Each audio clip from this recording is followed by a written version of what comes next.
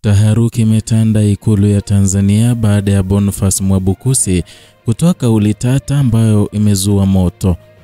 Ujambo na karibu.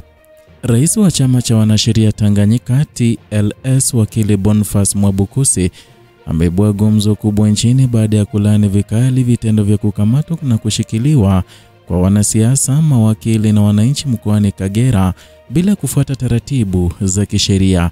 Kauli imetolewa Oktoba tarehe 16 mwaka huu na imechochea mjadala mpana kuhusu hali ya haki za binadamu na utawala wa sheria nchini Tanzania. Kwa mujibu wa taarifa iliyotolewa na TLS, taasisi hii imepokea ushahidi wa kutosha kuhusu kukamatwa kwa viongozi wa Chadema na wananchi kadhaa katika mazingira yanayodaiwa kuwa ya kisiasa.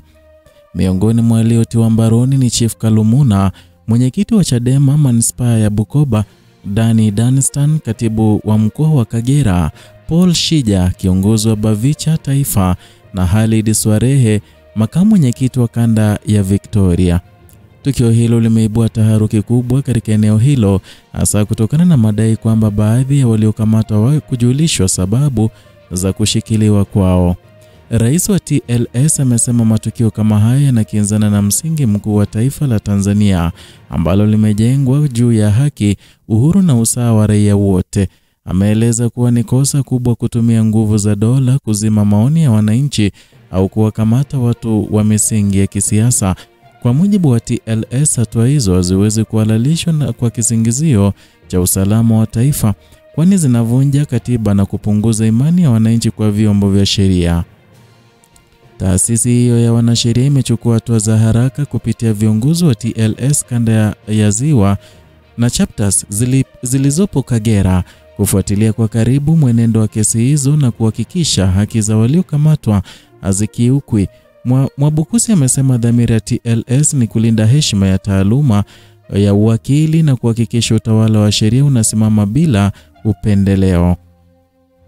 Aidha, ametoa wito kwa jeshi la polisi kutekeleza majukumu yake kwa kuzingatia maadili, haki za binadamu na utii wa sheria.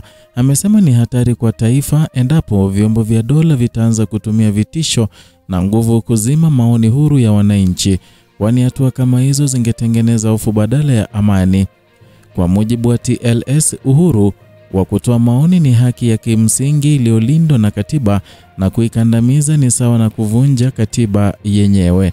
Mwabukusi amesisitiza kwa ujenzi wa amani na utulivu wa taifa hauwezi kufikiwa kwa kuwakandamiza wananchi, bali kuhakikisha haki itatendeka kwa wote bila ubaguzi. Amesema TLS itaendelea kufuatilia kwa karibu mwenendo wa tukio hilo na kuchukua hatua stahiki kulingana na mamlaka yake ya kisheria, ikiwa ni pamoja na kuwasiliana na vyombo vya kimataifa vya haki za binadamu endapo hali haitabadilika. Taarifa ya TLS imepokelewa kwa hisia kali miongoni mwa wadau wa sheria, viongozi wa kisiasa na wananchi, wengi wakisifu ujasiri wa chama hicho kwa kusimama upande wa haki katika wakati ambapo sauti nyingi zinaogopa kusema ukweli. Wengine wametafsiri kama ishara ya kuzidi kuibuka kwa wimbi jipya la wanasheria na taasisi za kiraia zinazokataa ukimya katika masuala ya uonevu na uvunjifu wa haki za raia. Kwa sasa macho yote yameelekezwa Kagera na Dar es Salaam, ambapo TLS inatarajiwa kutoa taarifa zaidi kuhusu hatua itakayofuata. Huku taifa likisubiri mwitikio wa serikali, wananchi wanaendelea kupongeza TLS kwa kuonesha ujasiri wa kusimamia misingi ya sheria na utu wa Watanzania. Huu ni mtazamo wa Kenyascope, sauti inayosimama kwa kweli, uwazi na haki Afrika Mashariki. Endelea kufuatilia habari hizi kwa undani. Usisahau kusubscribe, kupenda video hii na kuwasha kengele ya arifa ili usipitwe na taarifa kamili.